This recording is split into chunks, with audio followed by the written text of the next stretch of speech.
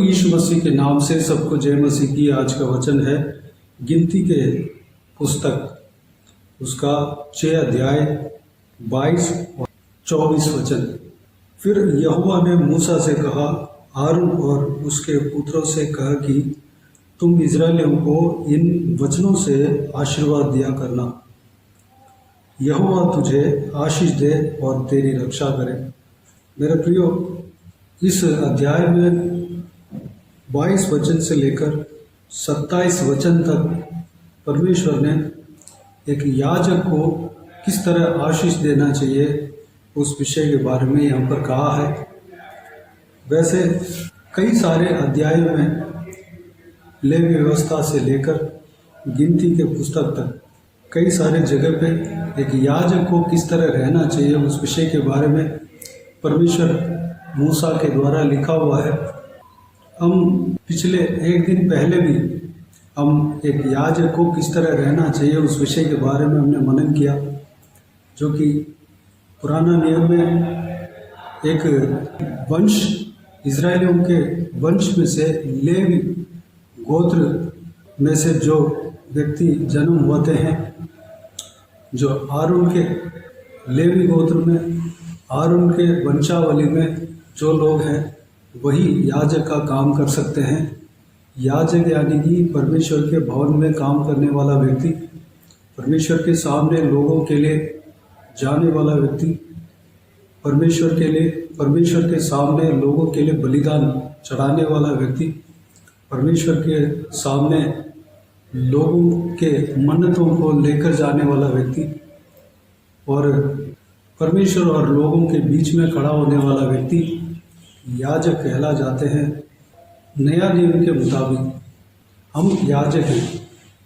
हम प्रभु यीशु मसीह के द्वारा याजक बने हैं, जो कि हम पुराना नियम में जो भी विधि याजक को दिया गया है, जिस तरह लोगों के लिए, इज़राइलियों के लिए खड़ा होना चाहिए, उस तरह हम भी इस संसार के लोगों के लिए खड़ा होना है। और इस तरह कई सारे विधियों को याजक के लिए यहाँ पर बताया हुआ है। याजक को पवित्र रहना चाहिए, उनके परिवार पवित्र रहना चाहिए, किस तरह शादी ब्याह करना चाहिए और किस तरह जीना चाहिए, उनका इमोशनल किस तरह रहना चाहिए। सबसे पहले परमेश्वर के सेवकाई का काम को देखना चाहिए। ये सारा विषय परमेश्वर के इस वचनों में दिया गया है, जो कि हमें इस नया नियम के काल में भी पालन करना चाहिए। मेरे प्रियो, आज ही नहीं बल्कि आने वाले 1 या 2 दिनों में ये आशीष वचन, एक याजक जो है लोगों को आशीष देना चाहिए, उस विषय के बारे में हम देखेंगे। एक याजक क्या करना चाहिए। यहाँ पर 22 वचन, 23 वचन और 24 वचन में इस प्रकार लिखा हुआ है। फिर यहोवा ने मूसा से कहा, और उसके पुत्रों से कहा कि तुम इज़राइलियों को इन वचनों से आशीर्वाद दिया करना। सबसे पहले एक याजक को आशीर्वाद देना चाहिए, क्योंकि याजक जो है परमेश्वर का सेवक कहला जाते हैं। परमेश्वर के वास स्थान में, निवास स्थान में काम करने वाला, परमेश्वर और लोगों के बीच में खड़ा होने वाला, लोगों के लिए दुआ करने वाला व्यक्ति याजक हैं। वैसे ही पुराना नियम में क्यों ना हो, चाहे नया नियम में क्यों ना हो, लोगों के मन्नतों को, प्रार्थना को, दुआओं को परमेश्वर सुनता है, लेकिन लोगों के बलिदान जो है याजक ही चढ़ाता है। याजक के द्वारा ही लोग बलिदान दे सकते हैं।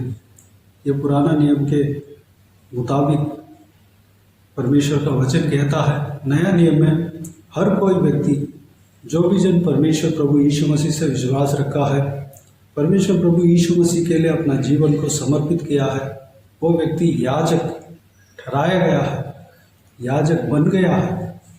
परमेश्वर के लहू के द्वारा वो व्यक्ति याजक बन गया है। उस व्यक्ति के कामों में से एक लोगों को आशीष देना, परमेश्वर प्रभु यीशु नया नियम में कहा है कि किसी को श्राप मत दो, आशीष ही देना। और हमें जो व्यक्ति श्राप देते हैं, हमें जो व्यक्ति बुरा करने के लिए सोचते हैं, उनको भी परमेश्वर आशीष देने के लिए ही कहते हैं। और बुराई के बदले में बुराई नहीं करना है, यह भी परमेश्वर का वचन कहता है। पत्रियों में जो नया नियम में परमेश्वर के चेलों ने पत्री लिखा है, उसमें भी परमेश्वर का आत्मा उनके चेलों के द्वारा हमें कहता है कि बुराई के बदले में बुराई नहीं करना है, बल्कि भलाई करना है, भलाई से बुराई को जीतना है। यानी कि हमें हर कोई व्यक्ति को आशीष देना चाहिए। परमेश्वर प्रभु यीशु अपने चेलों को सेवकाई के लिए भेजते समय सुसमाचार सुनाने के लिए कई जगह पे दो दो करके भेजा है। उस समय परमेश्वर ने कहा, जिस घर में तुम जाओगे उस घर को आशीष पहले देना है। अगर उस घर जो है आशीष ग्रहण करने का लायक है तो वहाँ पर आशीष बना रहेगा, अगर नहीं है तो वापस लौट आएगा। जिन्होंने आशीष दिया उनको वापस दोबारा लौट आएगा। मेरे प्रियो, हम याजक हैं, हमें आशीष देना चाहिए, लोगों को आशीष देना चाहिए। यहाँ पर लिखा हुआ है किस तरह आशीष देना चाहिए। 24 वचन में इस प्रकार लिखा है, यहोवा तुझे आशीष दे और तेरी रक्षा करे। दूसरों का रक्षा करने का, दूसरों के रक्षा के विषय में हमें चिंता होना चाहिए। लोग मिटना नहीं चाहिए, उद्धार पाना चाहिए। इस धरती में नहीं मिटना चाहिए, किसी का परिवार उजड़ना नहीं चाहिए, किसी का जिंदगी उजड़ना नहीं चाहिए, किसी का नौकरी उजड़ना नहीं चाहिए, किसी को बुराई नहीं पहुंचना चाहिए। ये सारे जो भले सोच एक याजक के अंदर होना चाहिए। कोई व्यक्ति नरक में नहीं जाना चाहिए, अनंत मृत्यु में नहीं जाना चाहिए। ये जो सोच एक याजक के अंदर होना चाहिए, ये जो विचार एक याजक के अंदर होना चाहिए, वह एक याजक यह सोचना चाहिए कि लोगों को यहोवा आशीष देना चाहिए। यानी कि हर एक व्यक्ति यहोवा से आशीष पाना है। ये जो भले सोच है, अच्छा सोच है, हर एक याजक के अंदर होना चाहिए। मेरे प्रियो, अगर हमारे अंदर परमेश्वर है, हमारे अंदर प्रभु यीशु मसीह है, तो इस तरह की सोच हमारे अंदर अपने आप आ जाएगा, ऑटोमेटिकली आ जाएगा। परमेश्वर प्रभु यीशु मसीह को जब हम विश्वास करते हैं, परमेश्वर प्रभु यीशु मसीह के वचनों को हम पढ़ने में मन लगाते हैं, परमेश्वर प्रभु यीशु मसीह के वचनों को अपने हृदय में रखते हैं, तो ये स्वभाव हमारे अंदर आएगा। हम दूसरों के लिए बुराई नहीं सोचेंगे, दूसरों के भलाई के लिए हम सोचेंगे, दूसरों का जीवन के लिए हम सोचेंगे, दूसरों के आशीष के लिए हम सोचेंगे, दूसरों के नाश के लिए नहीं सोचेंगे। लोग उद्धार पाने के लिए हम सोचेंगे, लोग आशीष पाने के लिए हम सोचेंगे, लोगों का आशीष के लिए हम प्रयास करेंगे, लोगों का आशीष के लिए हम प्रार्थना करेंगे, लोगों के जीवन के लिए हम प्रार्थना करेंगे। किसी के परिवार को उजड़ने के लिए हम मंजूर नहीं करेंगे, बल्कि परिवार बनने के लिए प्रयास करेंगे। अगर हम मिलाप करते हैं, किसी उजड़े हुए परिवार को एक करते हैं, तो हम परमेश्वर के पुत्र कहला जाते हैं। हमारे जगह जो है स्वर्ग में तय किया जाता है। मेरे प्रियो, प्रभु यीशु मसीह कहता है, मत्ती रचित सुसमाचार उसका 5 अध्याय 9 वचन में परमेश्वर प्रभु यीशु मसीह कहता है, धन्य है वे जो मेल कराने वाले हैं, क्योंकि वे परमेश्वर के पुत्र कहलाएंगे। अगर हम किसी का परिवार को मेल कराते हैं तो हम परमेश्वर के पुत्र कहला जाते हैं। अगर हम किसी परिवार को तोड़ते हैं, किसी परिवार को अलग करते हैं, तो हम कैसे परमेश्वर के पुत्र कहलाएंगे। मेरे प्रियो, अगर हमारे अंदर परमेश्वर प्रभु यीशु मसीह का आत्मा वास करता है, तो परिवार को मेल कराने वाले होंगे, परिवार को बनाने वाले होंगे, किसी के परिवार को फूट कराने वाले नहीं होंगे, क्योंकि परिवार को तोड़ने वाला दुष्ट शैतान होता है, परिवार को बिगाड़ने वाला दुष्ट शैतान होता है। अगर हम इस तरह की कोई काम अगर करें तो आज परमेश्वर के उपस्थिति में अपने आप को सौंपें, माफ़ी मांगे। परमेश्वर जैसे हमारे जीवन से चाहते हैं उस तरह हम चलने के लिए अपने आप को परमेश्वर के हाथों में समर्पित करें। और 25, 26 और 27 वचन में परमेश्वर क्या क्या बात बोला है, किस तरह एक याजक को आशीष देना चाहिए, वो सारा विषय यहाँ पर लिखा है। आने वाला समय में हम मनन करेंगे। तो आइए मेरे प्रियो, इस बहुमूल्य वचन के लिए परमेश्वर को धन्यवाद दें, स्तुति करें। जो भी परमेश्वर ने अपने वचन के द्वारा कहा वो गुण हमारे अंदर रहने के लिए अपने आप को परमेश्वर के हाथों में समर्पित करें, अपने आप को नम्र बनाएं और परमेश्वर के याजक हम बनने पाएँ, उसके लिए हम तैयार होना है। परमेश्वर हमें तैयार करने के लिए प्रार्थना करें। आइए हम प्रार्थना में जाएं।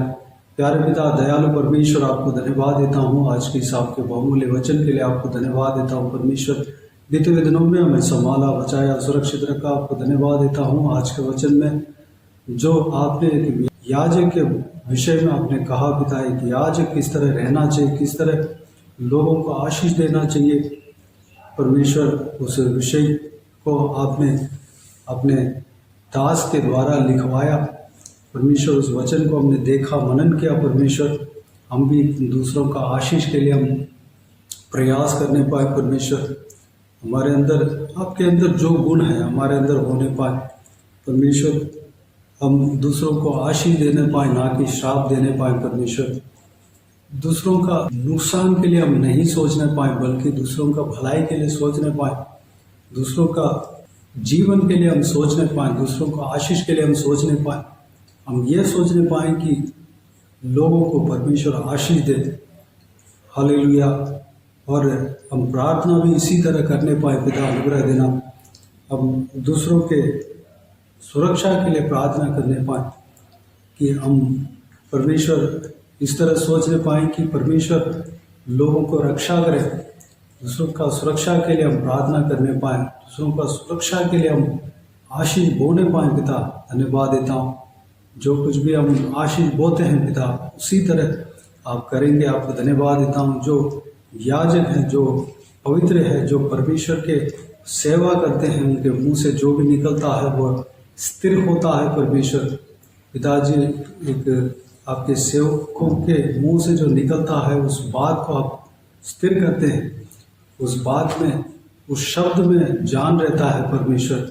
हालेलुया, जीवन रहता है परमेश्वर। धन्यवाद देता हूँ। किसी भी इंसान के मुंह से जो निकलता है उसमें परमेश्वर जीवन रहता है। परमेश्वर धन्यवाद, आपके वचन में से हम ये सीखते हैं। परमेश्वर धन्यवाद, हमारे मुंह से आशीष ही निकलने पाए, बल्कि श्राप नहीं निकलने पाए। पिता अनुग्रह देना। बाकी सारे बातों को आपके हाथ में सौंपते हैं पिता। इस वीडियो को देखने वाले हर एक जनों को आशीष देना, किसी को भी कोई भी कमी घटी ना होने देना, भरपूर आशीष देना पिता। कोई भी जन बीमार हो उनको आपके हाथों में सौंपते हैं, उन्हें छूना, चंगा करना प्रभु यीशु मसीह के नाम से चंगा होने पाए। अगर किसी को दुख हो, तकलीफ हो, सारा दुख तकलीफ को दूर करना, परेशानी को दूर करना, आंसू को पोंछना, जिनको जो कुछ भी प्रार्थना का विषय है सारा प्रार्थना का उत्तर देना परमेश्वर। महिलाओं को आपके हाथों में सौंपते हैं, छोटे बच्चों को आपके हाथों में सौंपते हैं, बुजुर्ग व्यक्तियों को आपके हाथों में सौंपते हैं। सभी को सुरक्षित रखना, संभालना, हर एक के जीवन में कार्य करना, हर एक के ऊपर आपके हाथ हमेशा बने रहने पाए परमेश्वर। जो कोई भी जन जहाँ कहीं भी जाते आते हैं, नौकरी में जाते हैं, पढ़ाई करने के लिए जाते हैं और बिजनेस करने के लिए जाते हैं या घर में काम करते हैं, सबके संग रहना परमेश्वर। उनका कामों में आशीष देना पिता, बच्चों को पढ़ाई में आशीष देना, बुजुर्ग व्यक्तियों के शरीर में बल ताकत देना, स्टैमिना देना। बाकी सारी बातों को आपके हाथों में सौंपते हैं। सारा आदर महिमा जलाल आपको मिलते रहे। सारा दुआ प्रार्थना को प्रभु यीशु मसीह के नाम से मांगते हैं, सुनो और ग्रहण कर। आमीन आमीन। प्रभु यीशु मसीह के नाम से प्रभु यीशु मसीह का आशीष और अनुग्रह हम सभी के ऊपर बने रहे। आमीन आमीन। मेरे प्रियो, इस चैनल को सब्सक्राइब करें और शेयर करें। अगर किसी को भी प्रार्थना का विषय हो तो डिस्क्रिप्शन में दिए हुए नंबर पर कॉल करके प्रार्थना करा सकते हैं। हम आपके लिए प्रार्थना करेंगे। आप अपने व्यक्तिगत प्रार्थना में हमारे लिए प्रार्थना कीजिए इस सेवकाई के लिए, इस सेवकाई का उन्नति के लिए, इस सेवकाई में जुड़े हुए हर एक जन के लिए, हर एक आत्मिक उन्नति के लिए, तरक्की के लिए, आत्मिक आशीष के लिए, संसारिक आशीष के लिए, पारिवारिक आशीष के लिए प्रार्थना करें। प्रभु यीशु आप सबको आशीष दे। इस सेवकाई के द्वारा परमेश्वर आपके जीवन में कार्य किया वो भी हमें बता सकते हैं, ताकि हम सब मिलकर परमेश्वर को धन्यवाद दे सके, महिमा कर सके। प्रभु यीशु आप सबको आशीष दे। आमीन आमीन।